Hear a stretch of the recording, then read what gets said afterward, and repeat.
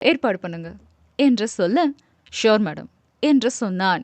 வைஷாலியும் keep it secret என்றும் சொல்ல, சரி என்று அவன் சென்றதும், மேடம் எனக்கென்னமோ என்று ஆரம்பிக்க, வைஷாலியும் லீலா ஜஸ்ட் ஸ்டாப் அட்வைசிங் மீ என்று நறுக்கென்று சொன்னாள். அதை கேட்டு ருத்ரன் இதழ்களில் ஒரு கேலி புன்னகை தவழ, நக்கலாக லீலாவை பார்க்க, அவளோ அவனை முறைத்தபடி எழுந்து வெளியேற, அவனும் பின்னாலேயே வெளியேறியிருந்தான்.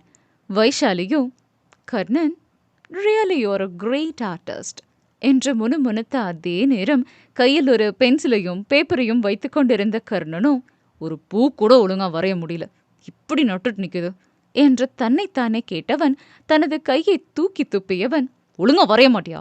எல்கேஜி பசங்க கூட உன்னை விட அழகா வரைவாங்க, ஒரு பூ கூட வரைய முடியல, அடுத்த லியோனார்டோ டாவின்சின்னு பேரு வேற என்று தனக்குத்தானே திட்டிக் கொண்டான்.